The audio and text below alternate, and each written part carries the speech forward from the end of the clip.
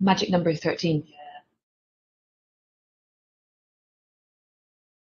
Well, welcome once more, and congratulations on navigating to our first session, everyone. And I'm just delighted to be able to introduce our speakers to you, who are going to individually present for about 15 minutes each. We have 4 speakers. We're joined by Dr. Steve Collins, Executive Director and Founder of Valid International, Saul Guerrero of UNICEF, Senior Nutrition Advisor, Emergency Nutrition at UNICEF, Amina Abdulla, Concern Worldwide's Country Director in Kenya, and Dr. Ferew Lemma, Senior Nutrition Advisor at the Ministry of Health in Ethiopia. And you're all very welcome, and thank you so much for joining us. Our first speaker is going to be Dr. Collins. He is a medical doctor and expert on nutrition who spent his working life on the front line of famine and malnutrition relief. He and his team at Valid International are very well known for their work on the CMAM model of care. In 2000, in collaboration with Concern, Dr. Collins pioneered an outpatient approach to greatly improve cure rates and intervention coverage. And he and his team have continued to support and scale up CMAM programs across the world, working with government and non-governmental partners to provide support for program evaluation and integration into ongoing health and nutritional systems. So I'm just delighted to introduce Steve, who's going to talk now about the evolution of CMAM. Steve.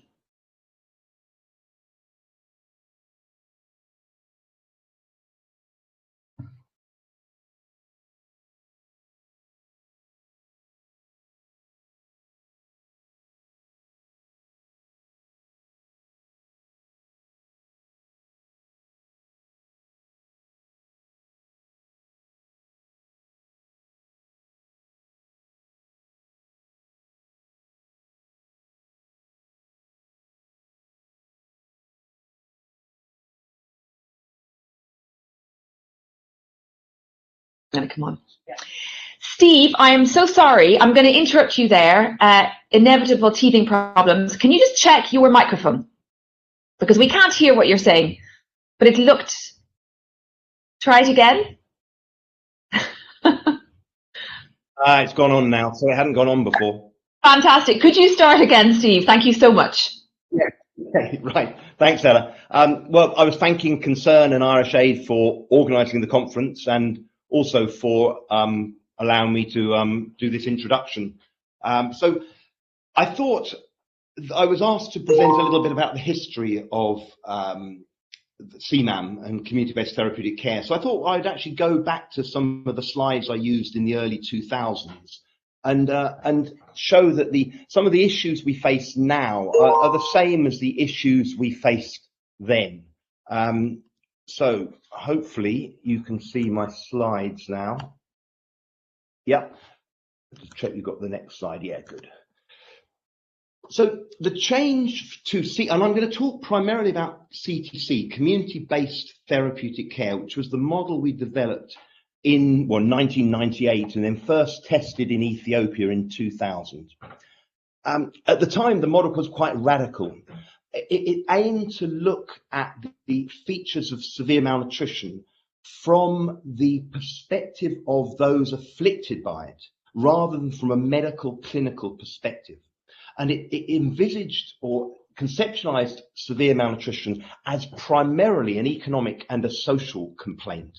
You know, poverty, high workloads, clustered in poor families, poor communities, albeit with important pathophysiological changes which required a clinical approach as well. This was very different to the original therapeutic care model, which was primarily a clinical model and medicalized the condition. So the CTC, the community-based model, at the very top, it aimed to improve coverage. At the time, coverage of therapeutic feeding centres were less than 1%. Almost no one had access to care because care was incredibly expensive and centralised around either NGO centres or hospitals. At the same time, it was aimed to increase the capacities of communities to manage the condition themselves and to decrease their dependence on external interventions. So empower communities, that was the real central element. And then at the same time, we came from an emergency perspective and we wanted to provide an exit strategy. You know, the first CTC pilot was implemented in Ethiopia in 2000. And the government actually gave us permission to do that because they had had a history of therapeutic feeding centres for the last 15 years that they couldn't shut. People were getting stuck, they were getting dependent on these external, medicalised, high-cost centres. So they wanted to try a community-based approach. When I mean community-based, and I think this is a real level of confusion that existed then and exists now.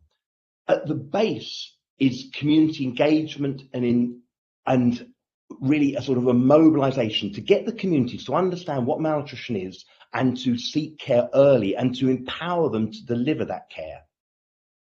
So mothers and their communities were at the centre of the model. And then we facilitated, we aim to facilitate that through whether it's inputs of ready-to-use food or external help with technical support or funding, coordinating different groups, but around the community. And as you see, this is another these are all slides I presented in 2001. So that was your base, community engagement. On top of that, we superimposed 4 other elements. Now, the supplementary feeding programs have been going for ages, treating moderate acute malnutrition. The stabilisation centres were the old therapeutic feeding centres that were the highly medicalised inpatient approach where you gave 24-hour care to children who were too sick to be treated in the community. And then the additional 2 elements we added was the outpatient therapeutic program, which was where we used the newly invented ready-to-use therapeutic foods, these nutritional pastes, to treat children who still had appetite and didn't have complications, to treat them in the community with their mothers and community being the main caregivers, not medical professionals. And at the same time, and critical, was we pushed forward with the local production of ready-to-use therapeutic food, trying to use ingredients grown locally, because we realized if we're going to address this problem over the long term, we have to integrate treatment and prevention. And this now has been recognized. I think Saul's going to talk about the Global Action Plan on wasting later, but this now has been recognized in the gap that has the interventions to strengthen food value chains in afflicted communities central to this approach. And we saw the local production of a whole range of nutritional products being the way to link both treatment on the one side and prevention and food value chains on the other side. Now, the old model, this is a slide again from 2001, was the centre and the external support, whether they're NGO or UN, were, or even government actually, but were the centre of the programme, and then you extended, you outreached into the community. And so what happened when CMAM was adopted, and what has really happened since, in my opinion, is that there's been an emphasis on the OTP, the more medical clinical approach, albeit in the community, and the stabilisation centres, the inpatient therapeutic feeding centres that go with it. The supplementary feeding programs have been downgraded to an extent, and often they've been separated. You see the Venn diagram, they're separated off, because often we see these programs are separated from the care, and you're not getting a good continuation or continuum of care. And then community engagement's been added, but more as oh, we better do this as well, rather than the foundation of the approach. And so we've demedicalized to an extent in that we've got treatment in the community, but we've still got a very clinically, medically driven approach. And the result is that coverage is low. Now, this was again from 2001. At that stage, coverage was about 1%. Now, we've improved. In 2020, roughly, or last year, the coverage was roughly 10 to 15%. Now, please note, the figures normally given out for coverage are 20-25% now, but they are based on prevalence. And prevalence is not the right metric to look at coverage of an acute condition where you can have multiple episodes in 1 year. Now, there's a difficulty here because we don't know the relationship between incidence of severe or acute malnutrition and its prevalence. But we know that incidence is a lot more than prevalence. And so when you say there's 25% coverage based on prevalence, it's likely to be under half of that. So I'm using 10 to 15 as a conservative, probably a generous estimate of coverage. So coverage is low. It was low. It's better, but it's still low. is again from the guideline review meeting the WHO organised around CTC in 2005. When coverage is low, no matter how high your cure rate, you're going to meet only a small percentage of met needs. So you can see these two programs. The dashed line has a very, very efficacious program, very, very effective program at low coverage, and it meets under a third of the needs.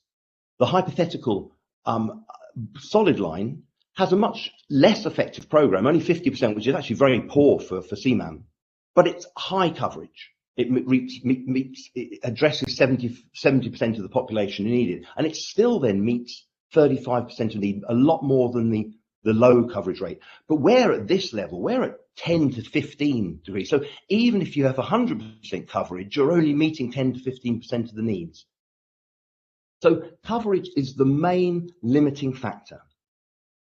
And if you look at these programs, cost is the factor that's the major barrier to coverage.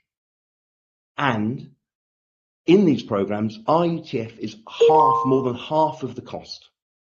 And so if you want to address coverage, you've got to start doing something about the cost of RUTF. And I make no apologies about going on for this and going back to the original CTC model, where the local production of RUTF from ingredients grown locally is central to the model. I think it needs to become central to the model again. This is a chart of the cost reductions that we calculated in Malawi based on the October 2020 global skim milk price.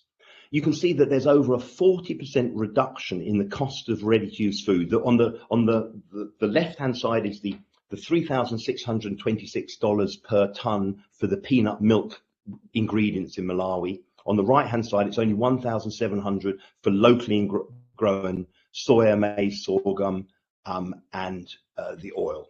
And then you need the micronutrient mix. Now you'll notice on the right-hand side, you've got a large element of cost, which is these amino acids enhanced amino acids that we add to these recipes. Now we did 15 years of research, and without amino acids, these recipes don't work. They don't promote recovery to the same extent as the milk recipe. At the moment, these amino acids are produced in small quantities, so they're very expensive. But as anyone in agriculture will know, giving amino acids to animals is a fundamental part of modern rearing chickens, pigs, whatever. They are low cost when they're made at scale. So we'd expect that brown bar on the right to go down considerably. So the cost of the ingredients of our amino acid enriched soy, maize, sorghum RUTF are likely to be about 50% lower than the equivalent ingredients for the milk peanut in Malawi. Now that is a major advantage. That trial, there's been three large randomized control trials. The last one on the amino acid enhanced recipe showed that it had the same recovery rates as the milk-based recipe, had the same mortality rates. It was superior in the treatment of iron and iron deficiency anemia, which occur in the majority of cases of acute malnutrition.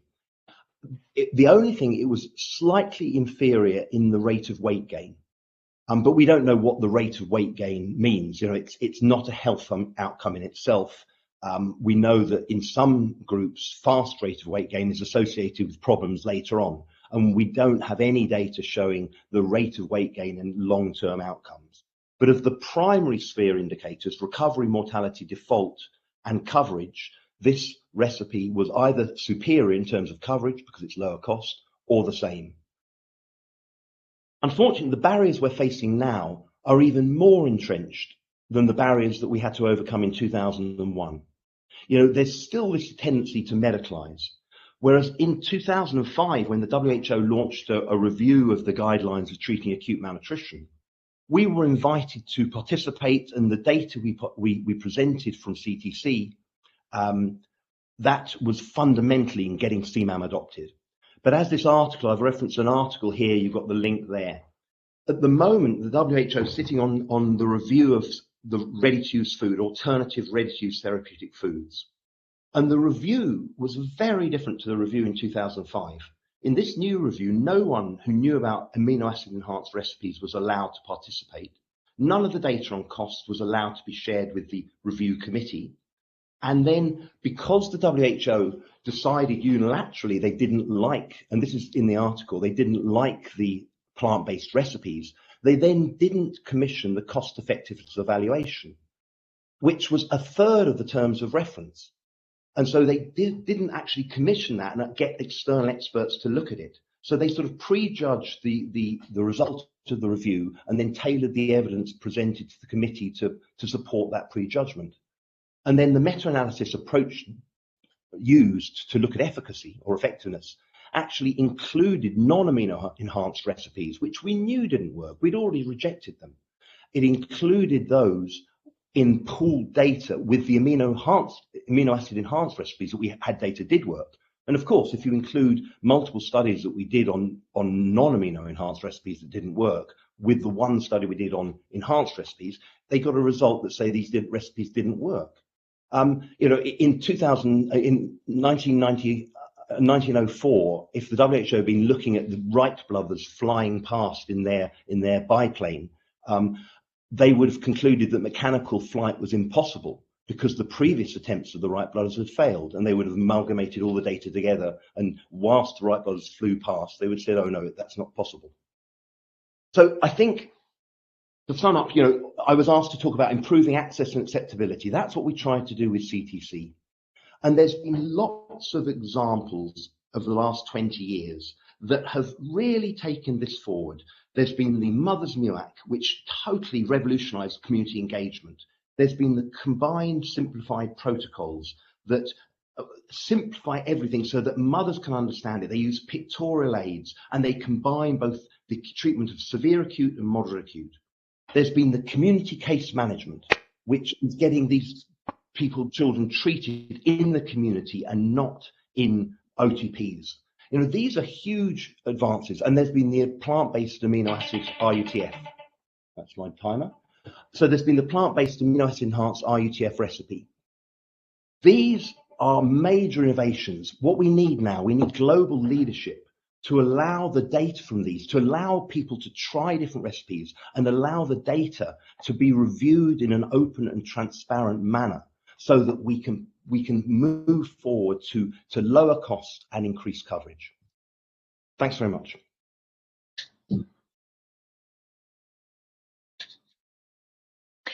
Steve, thank you so much, and thank you for having a timer as well. I have no doubt that there's going to be questions. I can see questions have come in already for you, Steve, and I just wanted to reassure everyone that Steve will be part of a Q&A session at the end of today, and we'll be able to address any questions or comments that you have. So please get them in, and we will make sure to put them to Steve then. We're going to move on now to Saul Guerrero of Senior Nutrition Advisor, Emergency Nutrition at UNICEF. He began his career working with Valid International in the research and development of the CMAM approach, and he has since, over the last 20 years, been involved in the design, implementation and evaluation of CMAM programs worldwide, working with governments, UN agencies, civil society and communities. And from that global perspective, he's now going to talk on where he thinks we are in terms of CMAM. Saul.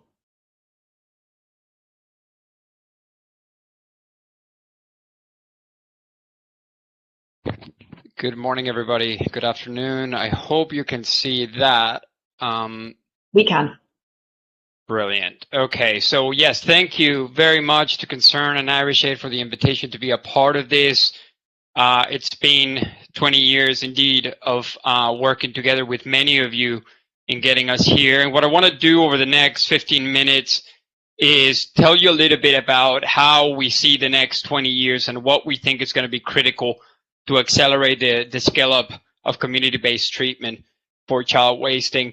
I belong to, I like to think that I belong to this group of people who for the last 20 years have been driven by this clear belief that one day every child with wasting that needs treatment will be able to get it, right? I think that has been our sort of Northern Star that has kept us guided and focused.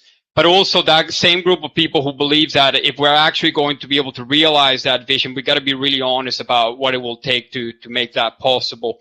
And I think many of the things that Steve just said and things that we'll touch on are precisely guided by that same commitment to stay honest and grounded on how to bring about something really transformative. My sense is that the last 20 years have enabled us to build quite a lot of speed, right, in that effort to make treatment universal, but probably not enough speed. In physics, they have this really neat concept of escape velocity, and escape velocity is the velocity that you need to achieve to pull away from the gravity of a big body like a planet, right? And you can move really, really fast, right, and still just hover around. And I think that we are starting to get to that point where we have enough speed, so we feel that we should be getting further from where we are, but just not enough speed to really achieve that sort of escape from the sort of the incremental growth. I think if we want to make quantum leaps in the scalable services, we really got to get a lot better at building that speed. And my sense is that there's really 5 things that will help us along the way. And I hope that you will recognize many of these 5 from your own experience around the world. Number 1, I think, is we need to stay positive. We have come a long, long, long way, as Steve said, from that 1% coverage world and status quo to where we are today. And this isn't a sort of a feel-good exercise, right, of patting ourselves on the back and saying, you know, we're doing great. It's more being recognizing that if we're going to get other people on board on this journey, we got to stay positive and give them some bits, right, to make them feel that out of all the fights out there, this one is worth fighting. And I'll give you a couple of the things that at least keep me positive in all of this after all these years. The first is that, you know, since 2008, the price of our UTF has gone down. And as Steve pointed out, the price of this product is going to be critical in our ability to get the necessary speed. So what used to cost $57 a carton in 2008, today costs $41. The second thing that really keeps me positive as I think about this is that what used to be 20 years ago, something that we were piloting in a couple of countries today as part of national policies in over 70 countries around the planet, from Haiti to Chad to Indonesia, community-based treatment, it features prominently in all the national policies in these countries. And that all of that, in spite of the limitations that we still face, means that the reality is that, you know, in 2019, we treated twice as many children that we treated in 2011. And last year, in spite of COVID, the number of children that received treatment for severe wasting was even higher than in 2019. So we can build something, right, that grows and that can be scaled and expanded. The second thing that feels really, really important that we do as we move forward is to make sure that the supply meets the demand. And I think that, again, this speaks to some of the points that Steve made, because the reality, and I cannot be more emphatic about this, the number of children that access treatment today is directly proportional to the amount of financial resources that are being made available. It's not that we are not asking because we lack the ambition, it's that there ain't the resources for us to meet our level of ambition as it is right now. Every year we have to piece it together, right, in order to see how much we can treat, how many we can treat every year. And that has got to change. And part of that is rethinking how we pay for treatment of child wasting, and how do we maximize domestic resources, health resources, development resources, and yes, private financing like never before. We cannot just keep on going to the same sources that we have been going for 20 years and expect them to do bigger, because they can't. So we need to start getting creative. And as Steve says, we absolutely need to make more cost-effective RUTF alternatives. We need to take them to market. If we don't, we are not optimizing services as much as we're going to need if we're going to convince people to invest even more in this kind of initiative. The third big thing that I think we need to do, and again, it speaks to what Steve said before, we need to go the extra mile. CMAM, or CTC, as Steve was saying, was a promise. It was a promise of scale, of access, of coverage, and really a promise to make treatment truly universal. That was the promise that we told the world: if you trust us on this journey, if you let go of how you have always done it, this is what you will get in return, right? But I think that, as Steve pointed out, it remains a partially realized promise. And we need to confront that reality. And we have been doing that over the last few years, trying to get to grips with what is the real level of coverage and what are the bottlenecks and how can you demonstrably overcome those bottlenecks. If we don't do that in our sort of continuing journey towards the community and towards decentralized public health services, we ain't going to get there. And to do that, I absolutely believe that we need to integrate treatment services across health systems and other systems, of course, but in particular across health systems and across community health platforms. The future of treatment, as it has happened with a number of other key public health and child survival interventions, rests on our ability to ensure that as many of the uncomplicated children that live in the community can be treated without ever setting foot in a health facility. If we don't try to make that possible, the fixed capacity model that we once ago had on inpatient care, we're actually just applying it to an outpatient facility or network of outpatient facilities that will never be enough to make services truly accessible. And we now know, we know it. We've got a compelling body of evidence that shows that community health workers can offer non-inferior quality of care and treatment outcomes, or can achieve those treatment outcomes in the community with minimum support and supervision. And yes, as Steve says, none of that is possible. None of that, these further decentralization and demedicalization of all of this is possible if we do not simplify what treatment means in practice. And I know, as a non-nutritionist, non-scientist in this group, how hard it is to let go of some of those technicalities. And yes, but what about this? And yes, what about that? But at a big enough scale, we're all going to have to compromise a little bit, because this cannot be taken further into the community in its current form, and it cannot be integrated into national health systems that are struggling to integrate and deliver services right now in its current form. So a lot of these efforts, and in particular the treatment by community health workers, are something that the world is ready for, and we need to get behind. The fourth thing that is hugely important that we do in this is we gotta stem the flow.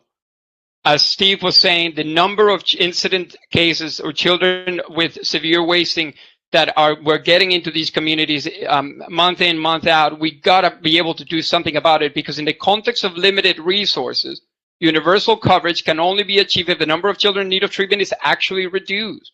At the current levels, there simply isn't enough resources, even if we get creative in terms of how we interpret those inputs or how we leverage all those inputs. So we gotta get much more effective at being able to prevent some children, not only get children who are already in the pool out of the pool, but preventing new children from jumping in the pool. We got to get really, really good at that, because if we don't do the two, we're never really going to get there. Now, conceptually, we know how to do that, right? We know that children need to have access to health and need to live in a hygienic environment. And we also know that the nutrition of mothers, even that many of these children become vulnerable before they're even born because of the maternal nutrition issue that remains generally under-supported. So making sure that the mothers and adolescents have the right level of nutrition makes has a huge impact on our ability to manage the number of children who suffer from wasting. And then, yes, we need nutritious and safe diets, right? And positive and feeding care practices around that challenge. When everything else fails, we absolutely need these systems to pick up children and offer them treatment quickly. We know this, right? Conceptually, we know it. We know how to go about doing. What we really need to get a heck of a lot better at, right, is how we do it. Because we have known what to do, but we haven't exactly been great at doing it in practice, right? And right now, some of the children and households who are vulnerable to wasting get some of the support services they need some of the time. So no wonder that we end up with wasting rates that don't go down naturally. So we need to get to a point, really, with those support services, right? Those maternal and child-centered nutrition actions for the prevention of child wasting are deployed concurrently and around these vulnerable households, right? Targeting those vulnerable households all of the time. Otherwise, we're not going to see any progress in that. Now, the final element is arguably, in my mind, one of the most important elements, and something that will define the next 20 years in a different way than the last 20 years, because we need political momentum. If the last 20 years is about demonstrating how it could be done and what would need to be done, the next 20 years have got to be about why it must be done. And for that, we need to get political momentum. As Steve says, the Global Action Plan on Child Wasting is now there, and I know, and we all know, it isn't perfect, right? But it is the first ever global framework that we have had to drive global political action on wasting in a way that recognizes all of the things that I've just said, said, that focuses on the importance of maternal nutrition, on improving access to PHC and to WASH services, that focuses on improving breastfeeding practices and children's diets, and yes, on integrating treatment into primary health services. So we've got this global framework that has brought together all these high-level political forces to try to drive action and meet the SDG targets on child wasting. And it's not just a conceptual thing, right? It's not just like a new blueprint that we cooked up in Geneva, Rome, and New York. It's not. It's a little bit more thorough than that. And today, all of us are working with these 23 countries in fleshing out what this framework will mean in all of these countries. And it's not going to look the same, right? The way that Papua New Guinea needs to respond to these issues is going to be very different than the way that we need to respond to it in Yemen or the way we need to respond to it in India. And that has been, I think, is the greatest opportunity. It's not only that we have a common global framework, but that we are already quite advanced in working with national governments and partners in some of the most high burden countries to actually operationalize that and set measurable, realistic, but ambitious targets to move things forward. And we have never really had that kind of framework to drive action. So we need to see how much we can use it to mobilize political action. So for me, those are the really 5 really critical things that we need to do to start accelerating and achieving that velocity that we need to achieve to move away, right, from the just incremental growth every year and really realize that promise that CMAM offered to begin with. Now, I think it's really important, though, that in spite of all the things that you will hear over the next few days, that we don't lose sight of the fact that accelerating the scale up of treatment of child wasting is not rocket science, right? As Steve says, this wasn't designed to be a hyper-complicated thing. This was designed to be as simple and as doable as possible, right? And so should our approach for scaling it up. We need to remind ourselves that as challenging as it isn't rocket science, but it does require that we acknowledge and defy the natural forces that threaten to keep us grounded, because we are up against a huge challenge, not only because of the COVID pandemic, but because they are the resources and the global attention. It's not naturally designed to be able to prioritize this, or we need to get it there. And those forces, yes, we need to recognize what they are, and we need to, as I said, defy them in the way that we have been doing for the last 20 years. Thank you.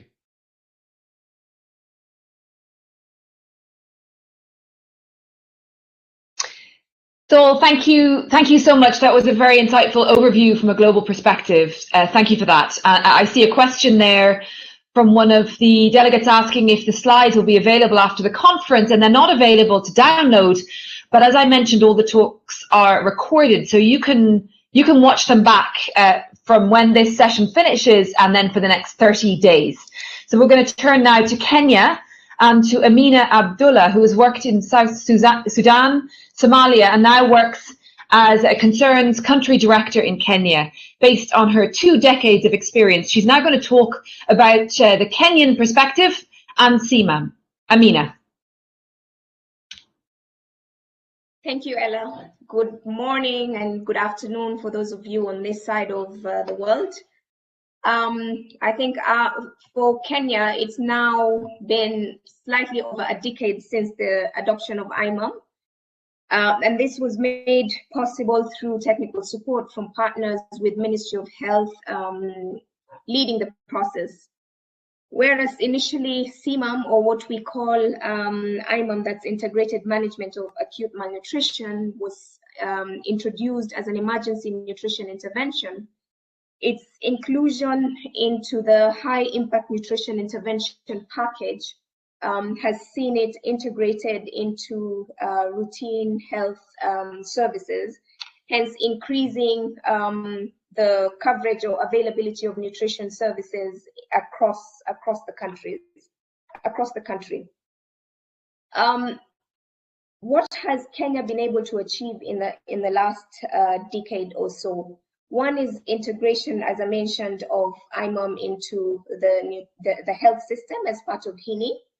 and the fact that now it is part of primary healthcare services, meaning that when you show up to a health clinic, you are most likely with a child, the child will have access to nutrition services.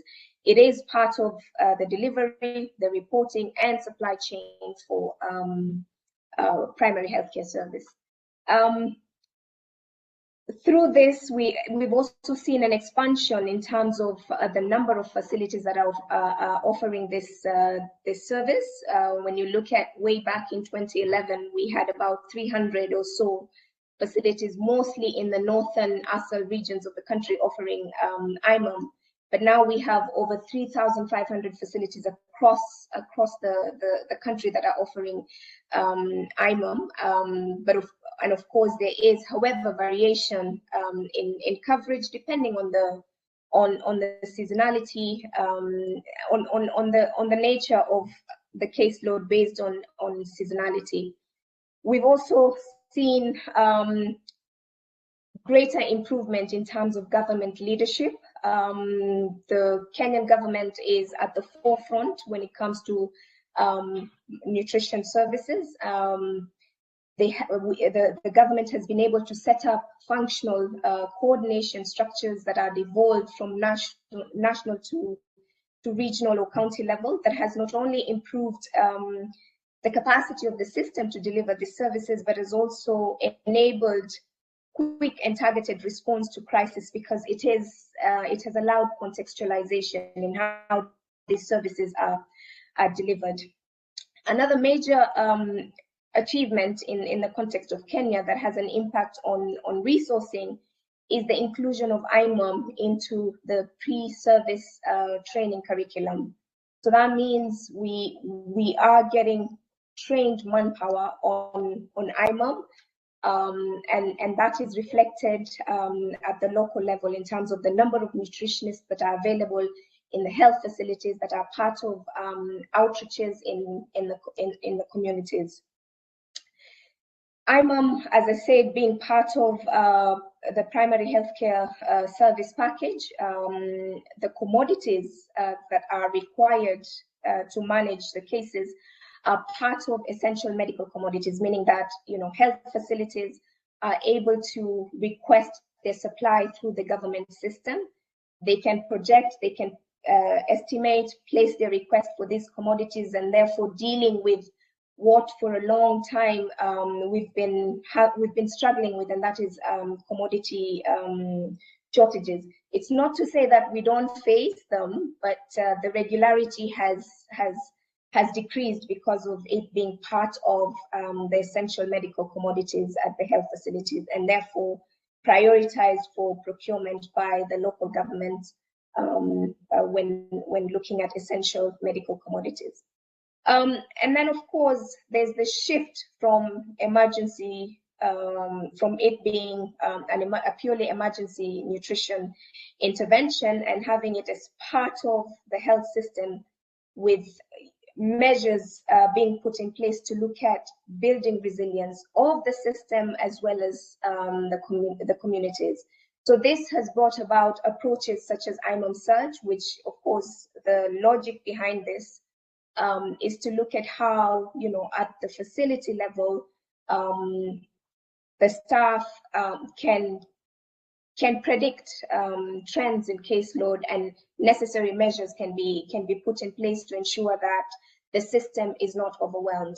And from a community point of view, it is about looking at the underlying causes of malnutrition. So you don't even get the kids to the point of requiring nutrition treatment, requiring treatment, and this has been reflected in the country's food and nutrition security policy, that's looking at a multi-sectoral approach to the whole issue around food security and nutrition, and is also reflected in the various strategies such as the ending drought emergency strategies, which is one of such framework that has seen buy-in from government as well as development partners.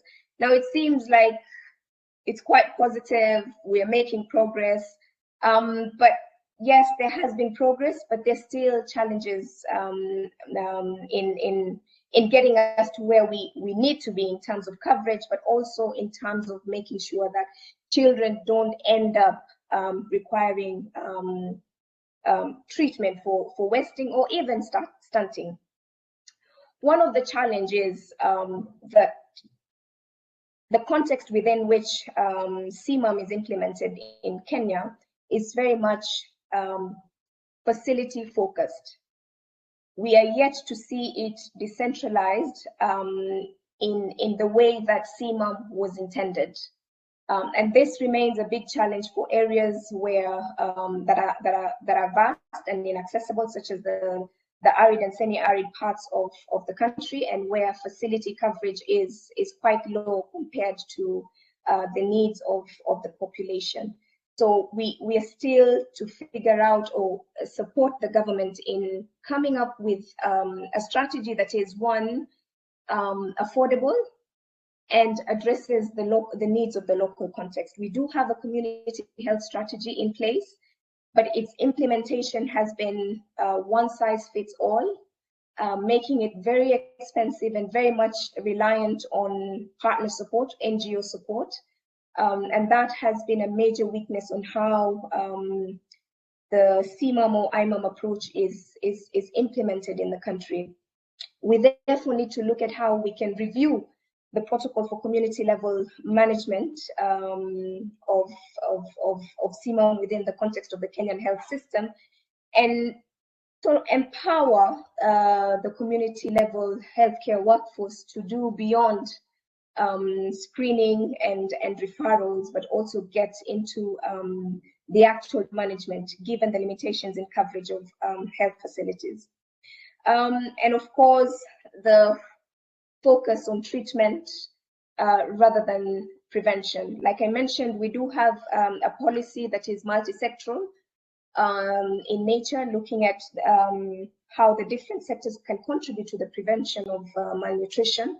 However, its implementation is still very much fragmented, and therefore there needs to be a realignment of the different sectors to ensure that we are able to deliver against this policy.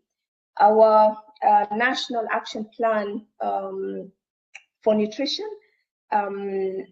needs to be implemented within the spirit that it was developed. Then we still have challenges when it comes to resourcing, particularly around the commodities. This is very highly donor development partner dependent, and therefore we need to get to a point where we see the government putting in more and more resources when it comes to the commodities.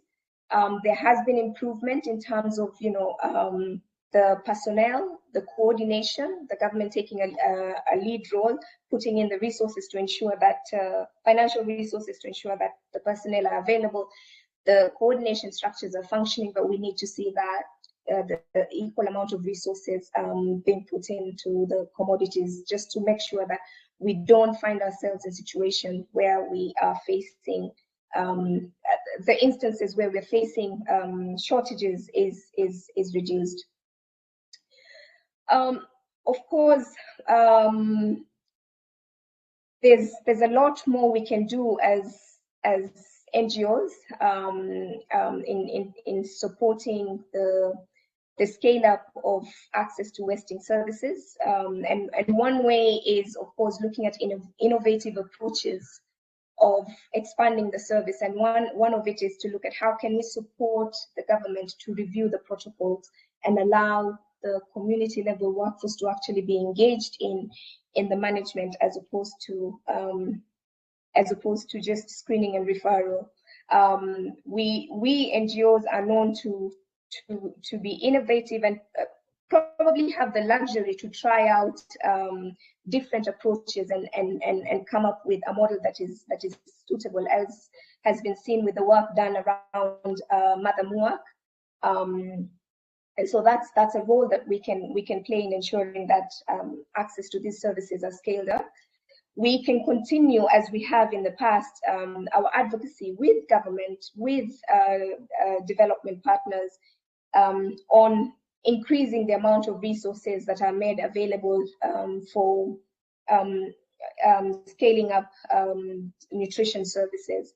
We can also continue to advocate with private sector and government as well, and other actors to ensure to look at ways that some of these commodities can be produced locally, which have a big impact on the cost and therefore their availability in country. We can also work with private sector to look at how, you know, the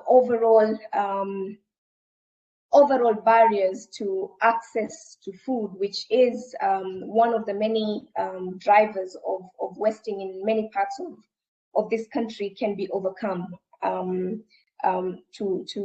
to make sure that, you know, we reduce the number of children that are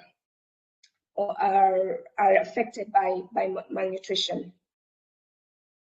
We can also support at local level in strengthening coordination structures that focus again on multi-sector engagement and ensure that the spirit and the latter of the nutrition action plans are implemented at the local level as envisioned, with all stakeholders being involved, including the private sector.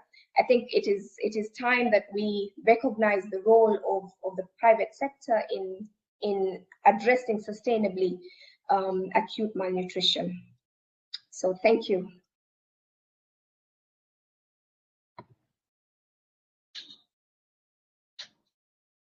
Thank you so much, Amina. And just to remind everyone that all the panelists in this session will be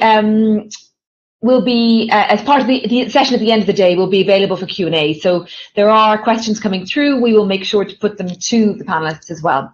So we now turn to Dr. Ferew Lemma. Dr. Ferew has worked for many years in health service delivery since 2010.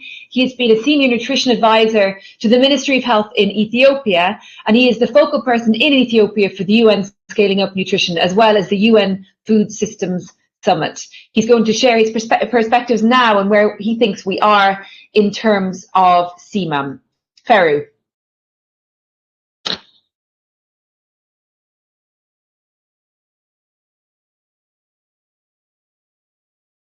Thank you very much. I'm trying to share my screen if it's possible.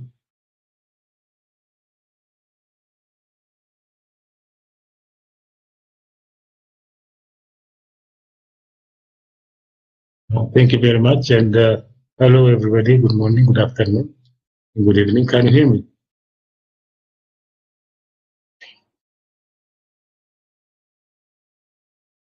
Can you hear me? So Ferew, we can hear you, and then we can't hear you. So it's coming in and out. So we will try and see how it goes. Okay. I know pre-recorded one as well. The way we'll be your presentation. It's trying to, I don't know, sharing the screen if it's okay.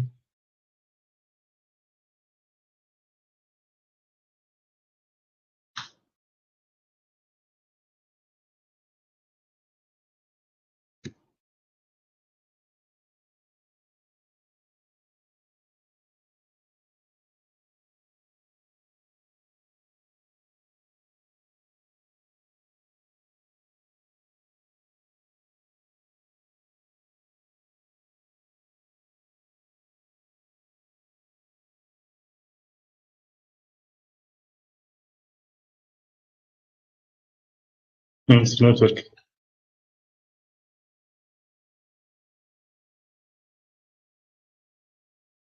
No.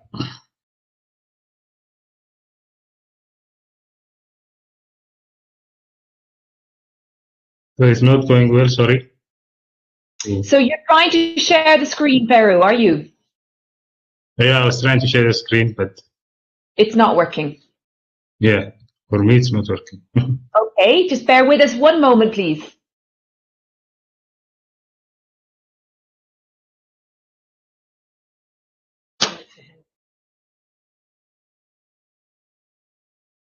It's better to play what was recorded, yeah? That's okay. So just, I'm sure you've done this, Ferew, to click on the share screen icon, and when you click on that,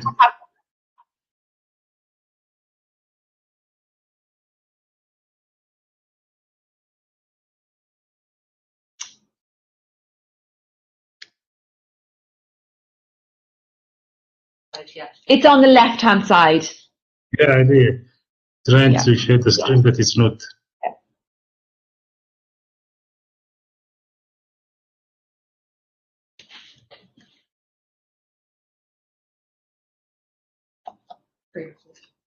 So, Ferew, you very kindly pre-recorded the session for us. So we will perhaps go with that. What do you think? Okay. No problem. Can you see now? No? So again, just the top left-hand corner, there's a share screen button. If you press that, it should work. Yeah, okay, no problem. I think it's better to show the recording. Oh. Okay, well, thank you very much, and thank you for pre-recording that. It's great to be able to have it. So we will do that. Sorry, thank you.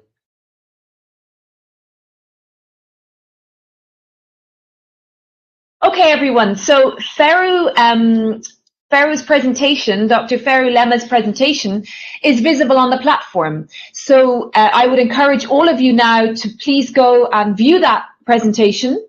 And then you'll be able to hear what he has to say.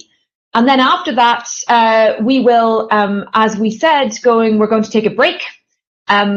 So I will now say thank you to the panelists, Dr. Steve Collins, Dr. Ferew Lemma, Amina Abdulla and Saul Guerrero.